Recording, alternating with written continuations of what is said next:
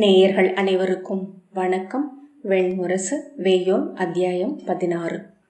ஹஸ்தினபுரிய நவையில் துரியோதனன் துணிவி பானுமதியுடன் கேட்டிருக்க, கர்ணன் அமைதியிழந்து அமர்ந்திருக்க, சூதன் தன் கதையை தொடர்ந்தான். அவள் அருகே அமர்ந்திருந்த இசைத்துணைவரின் கட்டை தாளம் அவன் கால்களை அசையச் செய்தது, உள்ளத்தை அடுக்கியது, சொற்களுக்கு குழம்புகளை அளித்தது. அரசே, அரக்கர் குலத்தில் திரள்மிக்க வீரனின் கருவை பெண்கள் தேடி அடையும் குலமுறை முன்பே இருந்தது. ஆகவே அந்தனர் சொல் கேட்டு வாலி மகிழ்ந்து தன் மாளிகைக்கு மீண்டதுமே சுதேஷ்ணியையும் பிறரையும் அழைத்து தீர்க்கதமசிடமிருந்து தனக்கு குழந்தைகளை பெற்றுத்தரும்படி ஆணையிட்டார். சூதன் சொன்னான். அவர்கள் திகைப்புடன் ஒருவரை ஒருவர் நோக்கி கொண்டனர். சிந்தை உறைய உடல் நிலைக்க விழிகளாக மாறி நின்றனர். அவர்களுள் வாழ்ந்த அன்னையர் அவரது நிகரற்ற சொல்லாற்றலால் உளம் கவரப்பட்டிருந்தனர். அவர் சொல்லில் மழை பெய்தது, வெயில் எழுந்தது, பறவைகள் வானுக்கு அப்பால் இருந்து வந்து அணைந்தன, நீருக்கு வளம் சேர்த்து சென்று மறைந்தன. மதவேழங்கள் அவர் முன் தலை தாழ்த்தி துதிக்கை சுருட்டி பணிந்தன. புவி எங்கும் நிறைந்து ஆளும் புவிக்கு அப்பாற்பட்ட பெரிதொன்றின் துளி என அவர் தோன்றினார். அவரை வயிற்றில் நிறைக்க அவர்களின் கனவாழம் விழைந்தது. ஆனால் அவர்களுள் வாழ்ந்த கன்னியர் அவர் தோற்றத்தை வெறுத்தனர். கரிய உடலில் புலி காளையின் மனம் வீசியது. தாடி அசைய எந்நேரமும் உணவுண்டபடி கைகளால் நிலத்தை அரைந்து கூச்சலிட்டபடி இருந்த கிழவரை அவர்கள் கண்டதுமே முகம் சுளித்து அகன்றனர். அவரிடம் எப்போதும் இருந்த காம விழைவை எண்ணி உளம் கூசினர். அது அவர்களை புழுக்கள் என்றாக்கியது. அவர்களுக்குள் வாழ்ந்த தெய்வங்கள் அவரை நோக்கியதுமே சினம் கொண்டு 12 தடக்கைகளிலும் படைக்கலங்களுடன் எழுந்தன. வாலியின் பட்டத்து அரசி சுதேஷ்னை தீர்க்கதமசை கண்ட முதற்கணமே உளம் திடுக்கிட்டு அந்த உணர்வழியாமலேயே இருந்தாள். விழியின்மை போல் பெண்களை அஞ்சச் செய்வது பெரிதில்லை. ஆணின் விழி முன்னரே தன் உடலையும் உள்ளத்தையும் வைக்கின்றனர் பெண்கள். விழிகளூடாகவே ஆணின் அகத்தை அறிகின்றனர். விழி மூடிய முகத்தில் முற்றிலும் அகம் மறைந்த போது உடல் வெளிப்படுத்திய வெறும் காமத்தால் முழுப்பு கொண்டவராக இருந்தார் தீர்க்கதமஸ். பெண்களுக்குள் உறைந்த காட்டு விலங்குகள் தீர்க்கதமஸை ஒரு கணமும் மறவாதிருந்தன. அவரது சிறிய அசைவை கூட அவர்களின் தோல் பரப்பே அறிந்தது. தனியறைக்குள்ளும் அவரது விழியின்மையின் நோக்கை தங்கள் உடலில் அவர்கள் உணர்ந்தனர். கனவுகளில் எரியும் கண்களுடன் வந்து இரையுண்ணும் சிம்மம் போல உருவியபடி அவர்களை அவர் புணர்ந்தார். விழித்தெழுந்து நெஞ்செழுத்தி அவர்கள் தங்களை எண்ணியே வருந்தி தலையில் அரைந்து விழி நீர் சோர்ந்தனர். தீர்க்கதமஸ் காமத்தால் பசியால் நிறைந்திருந்தார். ஆணவத்தாலும் சினத்தாலும் எரிந்து கொண்டிருந்தார். மண் நிறைத்து விண்ணோக்கி எழும் விழைவென்றே தெரிந்தார். அவர் வந்த ஓரிரு நாட்களுக்குள்ளேயே அக்குலத்தில் ஆண்கள் அனைவரிலும் அவரது விழைவு பற்றி கொண்டது. காமத்தில் தங்கள் ஆண்கள் அனைவரும் அவரென ஆவதை பெண்கள் எங்கோ ஒளிந்து நோக்கிய விழியொன்றினால் அறிந்து கொண்டனர். தங்களை அறியும் பெண்ணுடலுக்குள் அவருக்கான விழைவிருப்பதை ஆண்களும் அறிந்திருந்தனர். தொலைவில் மறைந்து நின்று அவரது கரிய பேருடலை நோக்கி இளைஞர் திகைத்தனர். இருப்பும் விழைவும் ஒன்றான தசை சிற்பம். விழைவு 1000 விழிகளாக 1000 கைகளாக மாறுவதை கண்டனர். கண்ணீருடன் மீண்டு வந்த சுதேஷ்னை கை கூப்பி, எங்களை இழிவுக்கு தள்ள வேண்டாம், தன் கருவை வெறுக்கும் பெண்ணை போல துயர் கொள்பவள் பெரிதில்லை என்றாள். வாலி சினந்து, என் குலத்திற்கு மூத்தவள் நீ. நமது குருதி காடுகளை ஆள வேண்டும் என்றால் நாம் இயற்ற வேண்டியது ஒன்றே. வேதம் கனிந்த இம்முனிவரின் குருதி நம் குடிமகள்களின் வயிறுகளில் முளைக்க வேண்டும். சென்ற அம்முனிவரிடம் அமைந்து அவரது கருவை பெற்று வருக. இது என் குரல் என எழும் மூதாதையர் ஆணை என்றார். சுதேஷ்னை அக்காட்சியை அகக்கண்ணால் கண்டதுமே உளம் கூசி உடல் சிலிர்த்து, என்னால் அது இயலாது என்றாள். ஏனெனில் நான் அவரை அருவருக்கிறேன். துணைவியை விரும்புபவர்கள் அவள் உள்ளத்தை ஒவ்வொரு கணமும் நோக்கி கொண்டிருக்கிறார்கள். அவ்வொரு சொல்லிலேயே பாறை பிளவுக்குள் பாம்பின் கண்களைப் போல் அவளது காமத்தை கண்டடைந்த வாலி, நீ அவர் மேல் காமம் கொண்டிருக்கிறாய். அது நன்று. அவரது குருதியில் பிறந்த மைந்தன் எனக்கு வேண்டும் என்றார். அவர் அறிந்த அக்காமத்தை அவள் அறிந்திருக்கவில்லை என்பதனால் அவள் நெஞ்சுலைந்து, இல்லை அரசே, எளியவளாகிய என்மேல் பழி தூற்றாதீர்கள். அவரை எண்ணினாலே என் உடல் நடுங்குகிறது. அவரை மானுடன் என்று எண்ணக்கூடவில்லை. விழியின்மை அவரை மண்ணுக்கு அடியிலிருந்து எழுந்து வரும் இரு தெய்வம் என ஆக்கி இருக்கிறது. அவருடன் என்னால் அணைய இயலாது என்றாள்.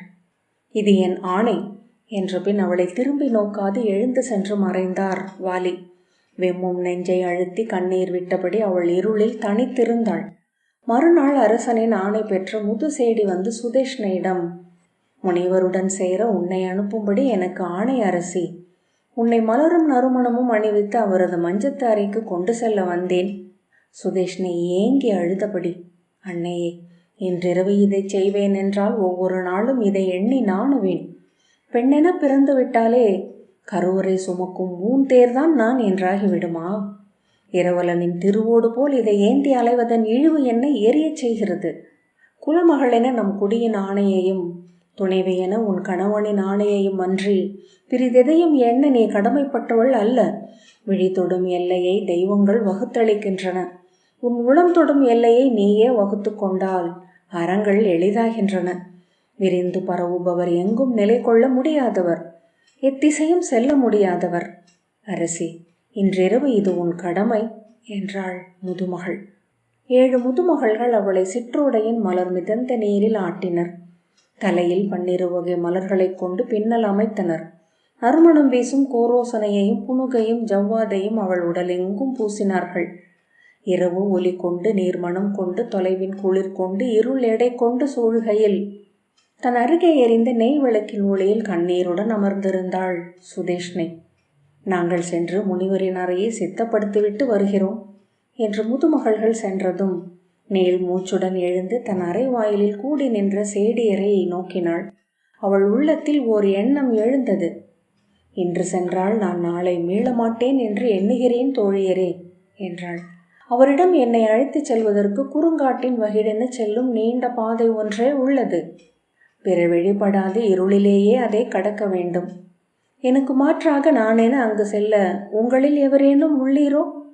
ஒரு கணம் அக்கண்ணியர் கண்களில் எரிந்து அணைந்த அனலை கண்டு அவள் நெஞ்சு நடுங்கியது. எவரும் எதுவும் சொல்லாமல் விழிநட்டு நின்றிருந்தனர். மூக்குத்தடம் வியர்க்க ஒருத்தி மூச்சு விட்ட ஒலி மட்டும் கேட்டது. சபரி, உன்னால் இயலுமா என்று அவள் தன் உடலை ஒத்த தோற்றம் கொண்ட சேடியிடம் கேட்டாள். அவளோ பின்னால் சென்று சுவரை ஒட்டி நின்று, இல்லை அரசி, நான் அஞ்சுகிறேன் என்றாள். அவள் இதழ்கள் சொன்னதை விழி சொல்லவில்லை. சுதேஷ்ணை, நீ செல்க என்றாள்.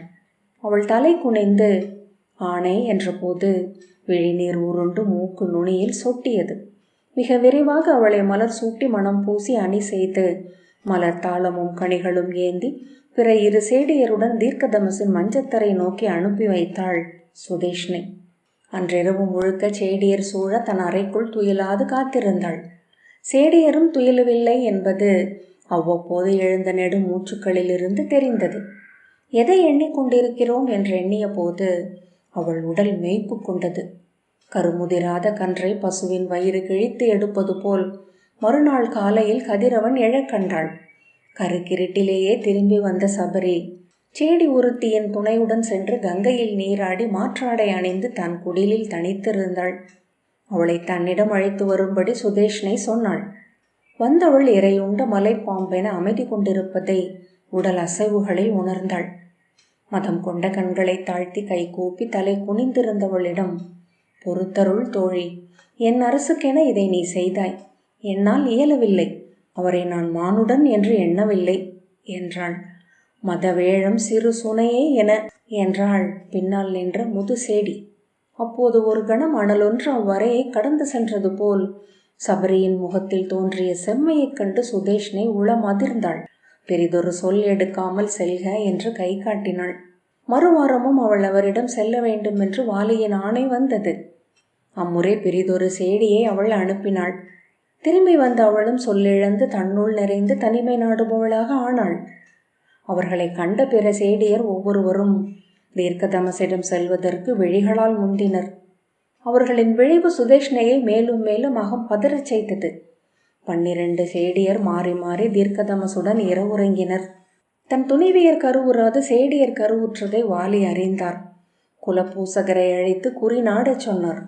அவர்கள் 12 அன்னையர் ஆலத்தின் முன் அப்பெண்களை அமர வைத்து மலரீடும் ஒளியீடும் உணவீடும் நீரீடும் செய்து பூச்சை முறைமை முடித்தனர். மூதன்னை வெறியாடி பூண்டு எழுந்த பூசகர் தண்ணீள் வேலை நிலத்தில் அரைந்து துள்ளி குதித்துச் சுழன்று பெருங்குரல் எடுத்து கூவினர். பன்னிரு பெரு வைதீகர் கருவுற்ற மணி வயிறுகளுக்கு வணக்கம். பன்னிரு வைதீக குலங்களை எழுப்பிய விதை நிலமாயிற்று எம் குலம். வேதம் உரைத்து இவர்கள் வெல்லும் அவைகளில், இவர்களின் சொல் எழுந்து நிற்கும் மன்றுகளில், இவர்கள் விண்ணேறி செல்லும் தடங்களில் எழும் ஆலயங்களில் நம் குலப்பெயர் என்றும் நிலை பெறுவதாகுக. அவ்வாறே ஆகுக. கூடி நின்ற குலத்தார் மெய் விதிர்ப்புற்று கண்ணீர் துளித்து ஆம் அவ்வாறே ஆகுக என்று கூவினர். அன்றிரவு சுதேஷ்ணி கண்ணீருடன் தனித்து தன் அறைக்கு வந்து கதவை மூடி இருளில் உடல் குறுக்கி அமர்ந்தாள். சினந்து அவள் அறைக்கு வந்த வாலி கதவை ஓங்கி அறைந்து, இழிமகளே, திற, அறையை திற இப்போதே. அவள் அசையாது அமர்ந்திருக்க ஓங்கி உதைத்து திறந்து உடைவாளை உருவி அவள் தலைமயிரை பற்றி இழுத்து வெட்ட ஓங்கினார். கை கூப்பி இறப்புக்கு துணிந்து அவள் அசையாதிருக்க கண்டு வாழ் தாழ்த்தினார். உன்னிடம் நான் இட்ட ஆணை என்ன? இதோ என் அரசியர் அல்லாத பெண்கள் அவர் கருவை ஏந்தி இருக்கிறார்கள். அவள் கண்ணீருடன் விழி தூக்கி, இப்போதே நான் அவரிடம் செல்கிறேன். இத்தருணத்தில் மட்டுமே பெருவிளைவை உணர்கிறேன் என்றாள். செல் என்று வாலி ஆணையிட்டார். இக்காடுகளை ஆளும் பெருங்குல தலைவனை கருவுற்று மீள். இம்முறை அது தவறினால் உன் தலை கொய்வேன் என்று தெய்வங்களை தொட்டு ஆணையிடுகிறேன். அன்று அவளே தன்னை மலரும் மணமும் மணியும் கொண்டு அணி செய்து கொண்டாள். புத்தாடை அணிந்தாள். இருளில் மலர்ச்செடியை கடந்து வரும் இளந்தன்றல் போல ஒரு நறுமணமாக குறுங்காட்டை கடந்து தீர்க்கதமசின் குடிலை அடைந்தாள். அவருடன் இருக்கையில் ஒன்றை உணர்ந்தாள்.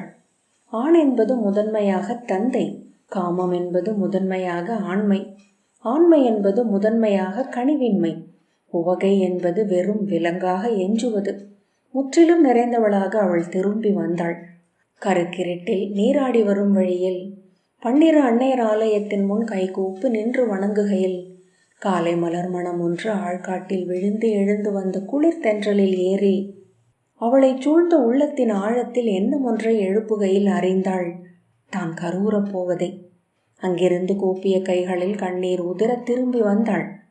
மறுநாள் வாலியின் இரண்டாவது மனைவி பிரபை தீர்க்கதமசுடன் இருந்தாள். அவரது பிற மனைவியர் சுதேவியும் பானுப்பிரபையும் சந்திரபிரபையும் அவருடன் இரவணைந்தனர். அவர்கள் கருவுற்று 5 மைந்தர்களை ஈன்றனர். அங்கன், வங்கன், கலிங்கன், புண்டரன், சுங்கன் என்று 5 பேருடல் மைந்தர்கள் அவரது ஆறா பெருவிளைவின் வடிவங்கள் என அப்பெண்டிரின் வயிறு திறந்து இறங்கி மண்ணுக்கு வந்தனர். கரிய தோற்றம் கொண்டவர், விளைவை எரியும் கனல் துண்டுகள் என விழி கொண்டவர், ஆணையிடும் குரல் கொண்டவர். கருவிலேயே அவர்களுக்கு வேதத்தின் செயல் பருவம் அளிக்கப்பட்டிருந்தது. முக்குணங்களுடன் அது அவர்களில் வேரூன்றி கிளை பரப்பி நின்றது. நான் என்றும், எனக்கு என்றும், இங்கு என்றும், இப்போது என்றும் அவர்களில் நுரைத்து கொப்பளித்தது புவி அணைந்த முந்தையரின் முதற் சொல்லென திகழ்ந்த எழுதா கிழவி. தன் இடக்காலால் தாளமிட்டு சற்றே சுழன்று விரல் தொட்ட வீணை எழுப்பிய ரீங்காரத்துடன் குரல் இணைத்து சூதன் சொன்னான், அவையீரே, அவ்வாறு உருவாயின 5 பெரும் குலங்கள். அங்கன், வங்கன், கலிங்கன், புண்டரன், சுங்கன் என்னும் 5 மைந்தரால் பொழிந்தார் வாலி. 5 பெரும் தோள்கள், 5 விரிமார்புகள், 5 விழைவுகள், 5 அணையாத சினங்கள், 5 இலக்குகள் கொண்ட அம்புகள். அங்கமும் வங்கமும் கலிங்கமும் புண்டரமும் சுங்கமும் என 5 நாடுகள் பிறந்தன. வேத சொல் நிலை நிறுத்திய அவர்களின் மேல் கோள்மையை காடுகளிலும் சதுப்புகளிலும் கடல் நிலங்களிலும் வாழ்ந்த 108 குடிகளும் ஏற்றன. விழியிழந்த காமம் கொண்டிருந்த தீர்க்கதமசின் குருதியில் இருந்து மேலும் குலங்கள் எழுந்தன. உசிதை என்னும் காட்டுப்பெண்ணில் பிறந்தனர் உசினாரர்கள். சௌப்பிய என்னும் காட்டுப்பெண் சௌப்பிய குலத்தை உருவாக்கினாள். 18 அசுரகுடிகளுக்கும் அவர் குருதியில் இருந்து மைந்தர் எழுந்தனர். பிரஜாபதிகள் உயிரின் ஊற்றுக்கள். 100 பொருள் கொண்ட வேத சொல் அவர்களின் குருதி துளி. வற்றா பெருவிளைவே உடலென்றான தீர்க்கதமஸ் முதுமை அடைந்தார். அவர் குருதியில் வாழ்ந்த தெய்வங்கள் அனைத்தும் மண்ணிறங்கி பரவின. தசைநார்கள் அவரது விளைவை வாங்கி வெம்மை கொள்ளாதாயின. ஒரு நாள் அவர் முன் படைக்கப்பட்ட உணவு குவை முன் அமர்ந்தவர் ஓர் உருளை அன்னத்தை எடுத்து கையில் வைத்து அசைவற்று அமர்ந்திருந்தார். அவர் வயிற்றின் அனல் அணைந்திருந்தது. தன்னை கங்கையின் கரையில் கொண்டு சென்று அமர வைக்கும்படி அவர் தன் மைந்தர்களிடம் கூறினார். தீர்க்கதமசின் குருதியில் பிறந்த 1008 மைந்தர்கள் பொன் மஞ்சள் மூங்கிலால் ஆன சப்பரம் ஒன்றை சமைத்தனர். அதில் அவரை ஏற்றி அங்கனும் வங்கனும் கலிங்கனும் சுங்கனும் 4 முனைகளை தூக்கி கொண்டு செல்ல புண்டரன் கொம்போதி முன்னால் சென்றான். கோல்கள் ஏந்தி தந்தையை வாழ்த்தியபடி மைந்தர்கள் அணி ஊர்வலமாக அவரை தொடர்ந்தனர். அவர்கள் அவரது பெயர்களை சொல்லி வாழ்த்தினர். தீர்க்கஸ்ரேயஸ் என்றும் தீர்க்கபிரேயஸ் என்றும் அவர் அழைக்கப்பட்டார். கங்கை கரையை அடைந்து அங்குள்ள பெரும் பாறை ஒன்றின் மேல் அவரை அமர்த்தினர். வடக்கு நோக்கி தர்பையில் அமர்ந்த தீர்க்கதமஸ் தன் மைந்தரிடம், கிளைகள் அடிமரத்தை நோக்கலாகாது, திரும்பி நோக்காமல் விலகிச் செல்க என ஆணையிட்டார். தந்தையே, தங்கள் குருதியிலிருந்து நாங்கள் கொண்ட பெரு விளைவாலேயே இங்கிருக்கவும் இவற்றையெல்லாம் மீறி வளரவும் ஆற்றல் கொண்டவரானோம். எங்கள் குடிக்கெல்லாம் முதல் அனலென வந்தது தங்கள் காமம். விழியின்மையால் பெரு நெருப்பாக்கப்பட்ட அந்த காமத்திற்கு தலை வணங்குகிறோம்.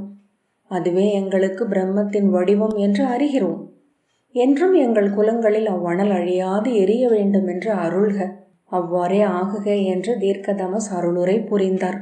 தனிப்பாறை மேல் 12 நாட்கள் உணவின்றி நீரின்றி தன்னை மேலும் மேலும் ஒடுக்கி சுருங்கி அவர் இறுதி தவம் இயற்றினார். வேதாங்கங்களை சுருக்கி ஒற்றை வரியாக்கினார். அதை ஓம் என்னும் ஒற்றை சொல்லாக்கினார். அதை ஒலியின்மை என அவர் ஆக்கி கொண்ட போது சங்கு சக்கர தாமரை கதாயுதத்துடன் அவர் முன் எழுந்த பரந்தாமன் வருக என்றார். அவரை நோக்கி, உனது உலகில் மாற்றிலா காமத்திற்கு இடம் உண்டா என்றார் தீர்க்கதமஸ்.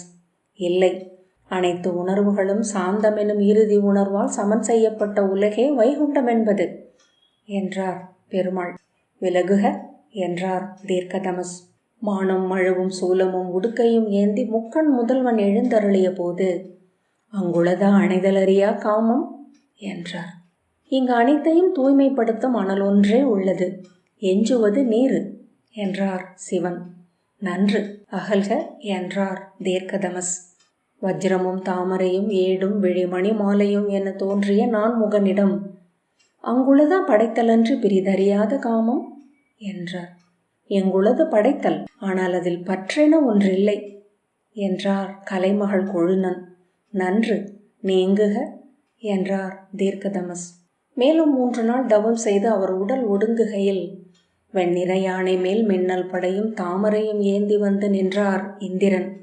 விண்ணவர் கரசே, அங்குளதா முடிவிலி என நீளும் பெரும் காமம் என்றார்.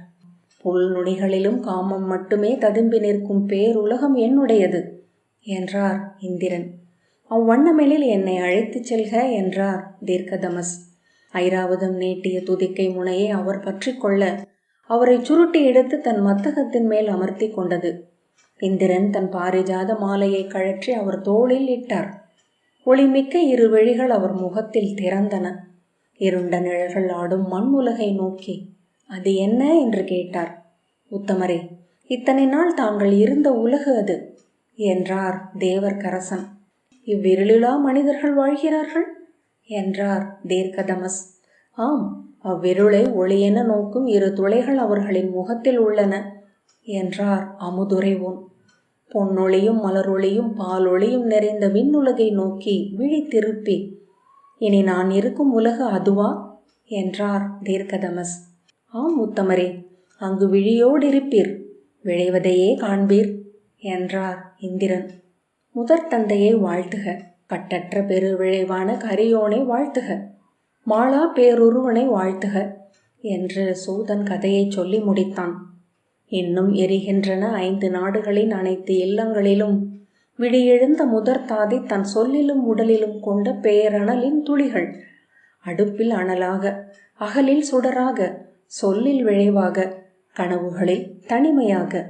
ஆம், அது என்றென்றும் அவ்வாறே சுடர்க. ஓம் ஓம். வெய்யோன் 16வது அத்தியாயம் இத்துடன் நிறைவு பெற்றது. நன்றி.